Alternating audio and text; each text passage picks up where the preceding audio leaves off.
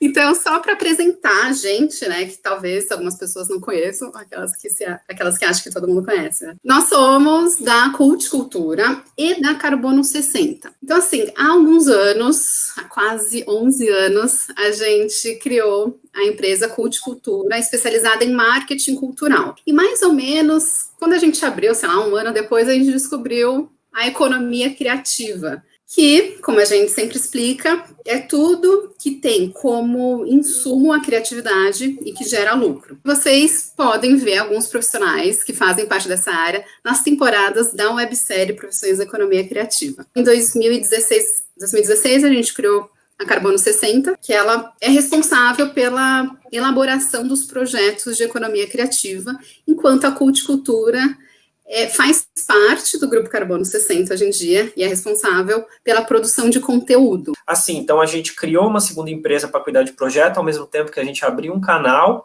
e desde então a gente tem se dedicado quase que exclusivamente a projetos próprios. E chegamos aqui, neste exato momento, nesta live do Professor de Economia Criativa. Resumindo, a gente dividiu aqui esse primeiro encontro sobre como produzir uma websérie em dois momentos. Um, para falar com quem tem canal, com quem quer produzir qualquer coisa que seja, e é o que a gente chama de, produção sob demanda. Então, alguém pede para você fazer, aí você vai e faz, né? Tipo, você é contratado. E um outro momento que é você produzir os projetos próprios, né? As suas próprias ideias, que é o que a gente faz aqui. A gente vai focar mais em quem tem uma ideia já do que pode fazer, ou com quem tem várias ideias do que pode fazer, sabe? Porque sob demanda acaba sendo um pouquinho mais fácil, né? Porque você já vai ter uma grana, provavelmente, quando a pessoa for te contratar. E aí, quando a gente vai colocar o nosso projeto autoral, tem alguns detalhes que a gente vai contar para vocês. Então, assim, um canal do YouTube, a gente percebe que tem algumas opções. Você pode ter um tema geral, e aí falar sobre esse tema por toda a sua vida, forever, assim. Ou você pode dividir esse tema em quadros, e aí você também pode fazer websérie. A primeira temporada da websérie é também um teste para você ver se aquilo vai ter interesse, né, do seu público. Uma das vantagens de ter uma websérie é que tem uma duração determinada da temporada, e aí, se você perceber que você, não queria falar mais, aí você faz uma segunda temporada. Então, assim, a gente acha muito mais planejado, né, você ter uma websérie do que você ter um canal para você falar sobre tudo. A gente, então, precisa fazer um piloto, digamos. O piloto é um termo que é essa experiência que a Thaís falou, né? Que ele pode ser um episódio, ele pode ser 3 episódios, ele pode ser uma temporada inteira. E essa lógica de você testar, ela é o que televisão faz, plataformas de streaming, você põe lá, por isso tem muita série que não dá certo, eles cancelam, a gente fica chateado, mas é isso que acontece. Então, assim, a gente tinha um tema do canal que era economia criativa, daí a gente percebeu que tinha um público cativo, e aí a gente depois falou, não, então vamos associar esse público ao que a gente faz. Então, isso que é legal se você já tem um canal. Então, pensa nisso. Se você tem um canal, sei lá, sobre games, por exemplo. Mas aí você percebe que tem um público que está interessado em saber, sei lá, como você joga. Daí você pode fazer uma websérie específica sobre como você descobre os comandos, sei lá, dos games. Ou tem um público interessado em saber como são construídos os games. Aí você pode fazer uma série de entrevistas com pessoas do mercado de games. Então, é legal você começar a pirar nisso, assim, né, nesses possíveis temas do seu canal. A gente começou a gravar no final de 2018, né, alguns, e aí para poder lançar em 2019. Então, isso já é uma coisa interessante que a gente sempre fala, essa questão da produção. Hoje a gente consegue fazer de uma maneira mais rápida porque a gente está se dedicando a isso, mas no começo é assim, grava, vamos editar, só que tem um monte de coisa para fazer no meio do caminho, a gente está testando, então é complexo. As gravações do primeiro episódio, a gente foi para vários lugares, né? A gente andou para Santo André, andou aqui pela Zona Sul, Zona Oeste, Zona Norte de São Paulo, né? Aquela coisa, grave, marca horário e vai, tem que acontecer naquele horário, e às vezes dá problema com o equipamento. Então, tem várias coisas que são interessantes como teste para quem está começando, né? Que a gente passou nesse primeiro piloto até colocarmos no ar em abril. E aí a gente já teve uma resposta rápida, assim, olha que bacana, uma coisa diferente. de pessoas que trabalham com isso e de jovens que já acompanhavam o canal. E, na sequência, a gente já fez o planejamento da segunda temporada. Só recapitulando, então, para quem já tem um canal, ou para quem já tem um perfil no Instagram e quer fazer uma websérie. Quais são, a gente falou até agora, de 2 possibilidades, que é você ter um tema do canal, e aí você pegar um subtema e fazer uma websérie. A segunda possibilidade é o assunto mais acessado, que a gente viu, que eram vídeos relacionados a possíveis temas de redação do Enem. Então, a gente fez uma websérie, né, sobre possíveis temas de redação do Enem. E a vantagem é que vai ter um começo, meio e fim. Você não vai fazer sobre aquilo exatamente durante todo o canal, porque senão vai chegar uma hora que você vai acabar se cansando e o seu público também pode se cansar. E aí, além desses 2 possíveis temas que você pode descobrir analisando o seu canal, tem um terceiro tópico para você pensar quando você vai criar uma websérie, né? Então, como surge uma websérie? Para quem já tem algum tema. Assunto do momento. Então, um exemplo que a gente tem é o do canal da Jujut, que ela falava sobre vários assuntos muito variados, mas especificamente no ano, a política até hoje, né? Mas a política estava, assim, sendo o assunto do momento. E aí ela fez uma série só falando de política. Era uma série meio ficção, meio real, assim. E ela fez uma websérie com roteiro, assim, super bem feita, super bem planejada, para falar sobre política. Então, um assunto do momento que você queira falar e que não necessariamente tenha a ver com o seu canal ou com o seu perfil, pode ser um caminho bem legal para você entrar nessa área da websérie e poder criar uma websérie. Então, esses são os 3 tópicos para quem já tem um canal ou para quem já tem um perfil no YouTube e você quer criar uma websérie. Mas tem também aquelas pessoas que não têm um canal e querem entrar na produção da websérie. E tem como, que é o que a gente chama de produção sob demanda. Então, você quer criar uma produtora, ou não necessariamente esse nome, mas você quer ter experiência em criar um produto audiovisual. E aí você conhece alguém e essa pessoa fala, legal, então você faria uma websérie para mim? Aí, né, tem alguns tópicos para você prestar atenção nisso, que é o seguinte, primeiro você precisa saber o que aquela pessoa quer. Então, vou dar um exemplo que foi o que a gente, um dos exemplos aqui do canal. Eu acho que vou pegar um projeto que a gente fez, que a gente criou, assim, o projeto. Então, vamos supor, acho que o Kung Fu é legal. Aqui, ó, Kung Fu Formando Cidadãos. Então, essa playlist, né, que foi uma websérie que a gente fez. Kung Fu Formando Cidadãos é um projeto de esporte que os professores ensinam Kung Fu para crianças e adolescentes, geralmente em áreas de vulnerabilidade, assim. A demanda era divulgar o projeto. Então, tinham alguns núcleos e eles queriam divulgar o projeto deles. Então, o que a gente pensou? Em vez de a gente fazer um vídeo só para falar de todos os projetos, vamos fazer vários vídeos com personagens, né? Então, assim, personagens reais. Então, a gente conversou com os professores, conversou com os coordenadores e descobriu quais seriam as pessoas interessantes, assim, para a gente conversar. E a partir do conteúdo que nos passaram, a gente criou um roteiro, né? Foi o Léo que criou o roteiro, depois ele vai explicar rapidamente sobre criação de roteiro.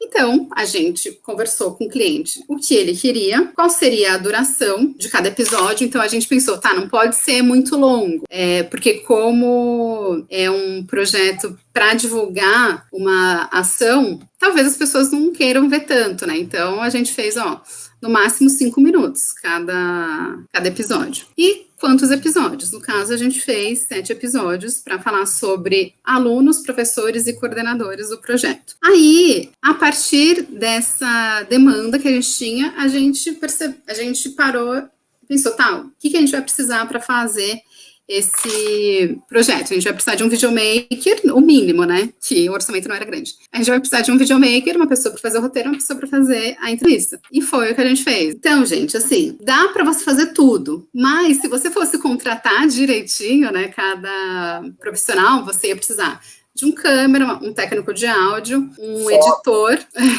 uma pessoa para fazer o roteiro, uma pessoa para fazer as entrevistas. Então, pelo menos 5 pessoas para cada um poder focar naquele objetivo, né? Porque, assim, quando a gente faz sozinho, pode ser que surjam alguns erros, né? Então, assim, já aconteceu da gente ir gravar e esquecer o fone. A gente fechar essa questão aqui específica que a Thaís comentou, esse projeto, isso é interessante, porque, assim, a gente precisava dar visibilidade, né? E a gente chegou e falou, bom, vamos fazer uma websérie porque a gente decupa história para fugir daquele padrão de vídeo institucional, sabe?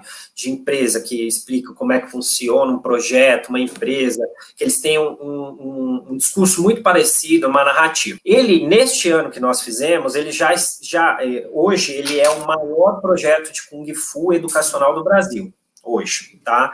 Ele já atendeu mais de 2.500 pessoas, conseguiu em um ano atender mais de 1.100, então a gente tinha muito material. E ele acontece em mais de uma cidade. Nesse ano, ele acontece em Campinas, Limeira, Paulínia, Osasco e São Paulo. Então a gente falou, vamos visitar todos os núcleos e vamos conhecer, vamos conversar primeiro com os professores. O que tem de diferente lá? O que tem? Tem um aluno de destaque, tem alguma coisa bacana, tem uma professora, um professor. O que acontece? E a gente começou a fazer essa pesquisa que é a curadoria. Para cada uma, a gente conseguiu ver que tinham histórias interessantes, conversando com as pessoas e focamos. Esse que vocês estão vendo é o núcleo de Osasco, tinha a professora Silvia, né, e esse é um aluno de lá. Nós fizemos um episódio com cada. Por quê? A professora Silvia era uma profissional de Kung Fu que ela ganhou mais de 11 campeonatos. A gente tem um projeto que tem mulheres, mas a gente já estava vendo, os professores estavam em maioria, homens, né? Então a gente falou, não, vamos fazer um episódio com ela, para ela contar todos os feitos que ela teve. Fizemos um vídeo com ela. Só que aí no dia que a gente foi, tinha um aluno, Vitor Hugo, que ele tem uma história bonita, né? Ele tinha que andar de um bairro para o outro para poder fazer a aula, ele andava 1 hora para chegar e 1 hora para ir embora, andando junto com a avó dele. Então a gente falou, não, isso é um tipo de coisa que a gente precisa destacar. Esse episódio dele não estava exatamente pensado, mas ali na hora a gente captou que a gente tinha que fazer. A gente estava procurando um aluno e a própria professora deu. Tudo isso para dizer o seguinte, né? A gente teve uma opção para contar histórias, né, que dessem corpo ao projeto, contar para poder mostrar a importância, o impacto dele, sem ser aquela coisa institucionalizada demais. Então, a gente preparou alguns episódios e a gente acresceu um episódio por conta da experiência que a gente teve ali na hora. Isso também é uma sensibilidade de quem faz produção de conteúdo, de websérie, porque no nosso caso há a possibilidade, né? Dependendo se você foi contratado, esse tipo de coisa, você tem que cumprir ali muito a risca, né? Conseguiu. E aí a gente fez o desenvolvimento, coletamos as informações do pessoal da Federação Paulista de Kung Fu, que é responsável pelo projeto, de outras associações que a gente atende. Então, tem bastante coisa legal que você pode aproveitar quando você está fazendo uma websérie, né? Você não precisa se fechar quando você tem esta possibilidade. No nosso caso, era possível. Então, a gente conseguiu explicar as benesses do projeto, a amplitude do projeto, a magnitude, quem trabalha com ele, com esses episódios. Então, quem entra lá consegue entender por que esse projeto é importante. E além de mostrar a importância dele, a gente toca principalmente quem patrocina, que nesse caso também tem uma função. A gente tem que explicar, olha, a gente tem que explicar para as empresas por que isso é importante. E aí a gente, com a websérie, a gente consegue impactar de uma maneira diferente do que você mandar um PDF ou uma explicação muito fria, né? Isso que a Thaís comentou, né? Você tem o que a gente chama de, no mercado de publicidade ou de audiovisual, de briefing, né? Alguém, olha, eu tenho uma necessidade e eu preciso que ela seja, né? Eu preciso conceber uma websérie nesse caso, ou um vídeo que a gente transformou em uma websérie, que ela dê conta disso e disso e disso. Que são as informações-chave para você começar a montar o produto neste caso, né? Lembrando que esse foi uma websérie que ela foi encomendada para a gente. Falou, olha, a gente precisa de tal coisa. Então surge esse briefing, e aí esses termos em inglês, gente, publicitários e quem trabalha com audiovisual, né? Você começa com o tal do brainstorm, que na verdade são conversas para poder ter ideia. É uma conversa, um bate-papo, profissionais para ver, né, com base no que a pessoa pediu, você faz um diagnóstico, né, colocando ali os elementos que você também quer trabalhar para poder montar. Olha, nós precisamos apresentar o projeto de uma maneira melhor. Esse é o brief. Como? A gente tem que falar de todos os núcleos com a maneira melhor. Aí a gente começa, olha, fazer um vídeo é o que todo mundo faz. Vamos pensar numa websérie. Por quê? Porque temos um canal, porque dá para a gente abordar mais de um núcleo, dá para a gente poder falar com o público. Aí você delimita ali, né? Então tá, aí vamos fazer uma websérie. Mas quantos episódios, qual a duração, conteúdo... Aí tem uma série de variáveis, né? O recurso que você tem, a equipe que você tem, o tempo que você tem para fazer. Lembrando que esse é uma websérie documental, ela não é ficcional, né? A gente vai coletar imagem, documento, você tem várias maneiras para poder contar a história, mas neste caso a gente não parte com um roteiro pré-concebido. Na verdade, a gente tem ali indicações. Você tem um pré-roteiro, indicações do que você vai fazer, e aí você constrói, né? Depois que você faz as filmagens, você vai construindo como contar essa história. Você imagina se vai ter uma narração ou não, se você vai colocar texto ou não, qual que vai ser a trilha sonora mais adequada. Isso geralmente são processos separados, mas, né, a maioria das pessoas vão começar a fazer websérie, vai fazer tudo, vai pensar em tudo. Aí captamos. Aí a gente faz o estudo do episódio a episódio, vai lá o editor, olha todas as imagens, né, tudo que ele captou, ele decupa, né, que é aquele processo de olhar tudo, ver o que entra e não entra. Aí você começa a colocar elementos do jeito que você acha interessante para aquele episódio, e aí vai pensando, vamos colocar uma trilha, a trilha tem que passar isso, vamos colocar o GC, que são aqueles textos para poder localizar melhor, você vai fazendo as escolhas artísticas, né? Aí você fecha aquele episódio, fez a aprovação, e aí você tem as maneiras que você vai publicar. O ideal é que você vai fazer uma websérie, você tenha quase tudo ou tudo produzido para você não ter problema no período de publicação que você planejou, e aí você tem aquele método de plataformas de streaming, coloca tudo de uma vez, ou vai colocando como era na televisão, ainda tem isso, um por um. Então você tem essa parte mais documental, e você tem a parte ficcional, que a ficcional ela tem as coisas mais específicas, né? Exige um roteiro, aí você tem que fazer um roteiro de fato, um roteiro ficcional, que você vai fazer a montagem, aquilo vai para aprovação, vai passar para a mão de outros profissionais, até chegar um diretor que vai ver aquilo e vai pensar em como fazer a ficção. O roteiro ficcional, ele pode sofrer alterações ou não, mas ele é uma obra fechada, geralmente, no sentido de alguém escreveu, ou mais de uma pessoa, mas aquilo foi escrito, então você não pode alterar drasticamente, né? E dependendo da ficção, do modo como é feito, você tem não são fórmulas, né? Porque assim, é um aprendizado, qualquer manual de roteiro, vou até falar de um aqui antes de fechar, você não tem um jeito, você faz do jeito que exigir. Mas como isso precisa ir para algum lugar, no caso nosso, para o YouTube, aí você tem que delimitar tempo, você tem a questão do orçamento, você tem ali, né, que cumprir certas coisas, e aí você tem meios, né, truques ou indicações de como você pode tornar atrativo, né? Olha, você tem que passar ali a ideia do seu episódio nos 5 primeiros minutos para poder prender a atenção, porque senão cai a atenção da pessoa. Você tem a questão de fazer o encadeamento dos episódios para ter uma coisa lógica. Quando eu digo lógico, não é para ser certinho, né, porque tem essas séries que você vê na televisão que é tudo maluco e tal, mas você tem que fazer um desenvolvimento de narrativa que é interessante. Em cinema você tem a questão do ponto de virada, que você chama atenção para uma coisa no primeiro terço, depois da virada do segundo para o terceiro terço no filme, você inverte aquela história para poder ter. E tudo tem que ter um conflito. Cinema, websérie, série, filme, tudo base no conflito. A história é conflito. Se não tiver conflito, você não tem uma história. Documentário tem conflito. Você tem várias maneiras de contar, mas tudo tem que ter um conflito. Você tem que desenvolver conflitos e contar histórias, né? E aí você desenvolve roteiros.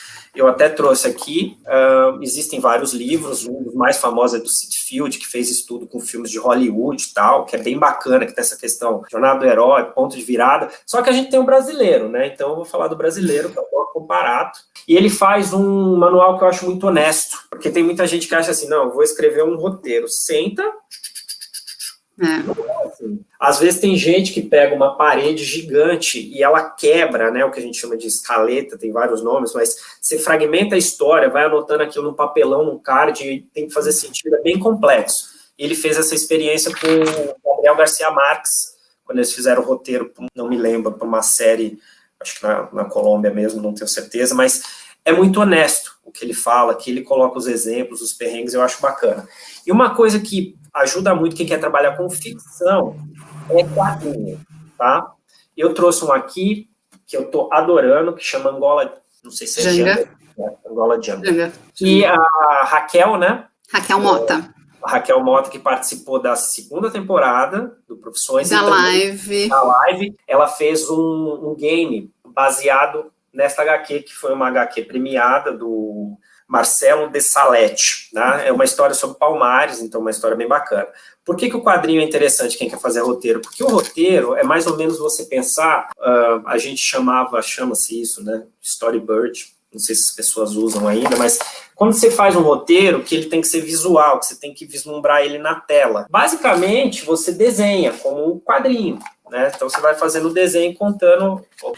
Qual é o quadro, né, que você quer. Qual é o quadro, como você descreve exatamente. Então, é um bom exercício, porque quando você for fazer o seu roteiro, você tem que imaginar. Documentário é um processo um pouco diferente, mas a ficção funciona bastante, o cenário, o movimento, a ação, então o quadrinho ajuda, e essa dica que é muito boa, que é um dos melhores quadrinhos que tem aqui do Brasil, né, pra gente não ficar só no da Marvel. Gringa.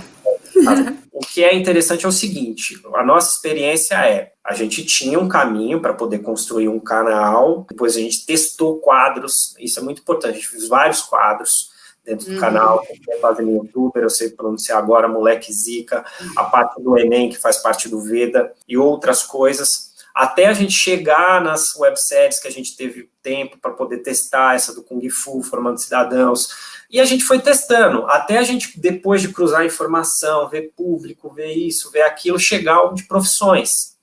E aí, quando a gente juntou essas coisas, a gente falou, não, vamos apostar bastante nisso, porque vai dar certo, e tá aí. E já tem outros projetos que a gente está levando por aí, então levou, assim, foram 10 anos para a gente chegar na primeira websérie. Né? Mesmo que a gente não soubesse, foi isso, toda a trajetória. E a experiência que a gente teve no YouTube também foi super importante, porque foi pelo YouTube que comecei a fazer entrevista e que eu descobri que eu adoro fazer entrevista. E aí, quando a gente foi criar essa websérie de profissões, a gente pensou, tá, a gente pode fazer de vários formatos, mas vamos focar em entrevista porque é um negócio que a gente curte fazer. Então, também teve tudo isso, sabe? Foi desde 2016 a gente testando e fazendo e não ganhando dinheiro, até a gente chegar num produto que a gente percebe que tem um potencial para atingir aí uma vida bem longa. Para a gente poder produzir cada vez mais websérie, a gente tem ido atrás de recursos para montar equipe. E aí a gente já está planejando os próximos, mas agora com equipe. Por quê? Porque isso possibilita que a gente pense mais no projeto, artisticamente falando, no conteúdo, do que nos problemas de captar imagem. Tem que pegar, tem que editar, tem que fazer isso, tem que fazer aquilo, tem que pagar a conta, tem que comprar comida pro entrevistado. Tem um monte de tarefinha. Aí a gente vai fazer fora de São Paulo, é hotel, é passagem, é combustível, e por aí vai. Então, com equipe, você tem uma liberdade, mas até chegar lá, assim, são 4 anos direto testando, mais 6 anos com uma empresa, né? Mas tudo isso foi um spoiler para a aula que vem, que a gente vai falar sobre como produzir uma websérie. Que a gente vai falar o passo a passo, assim, a partir do momento que você teve a ideia. Então, essa aula foi como surge uma ideia. Então, você teve essa ideia. E aí, qual é o primeiro passo para produzir? A gente vai falar na aula que vem. A gente tem o site Profissões Economia Criativa, né, tudo sem cedilha, acento.com.br, e tem lá os podcasts, os vídeos já publicados, tem textos complementares, tem entrevista que a Thaís está tocando. Se divirtam, depois fale com a gente. Isso aí, gente. Valeu, obrigada para todo mundo aí que assistiu a gente.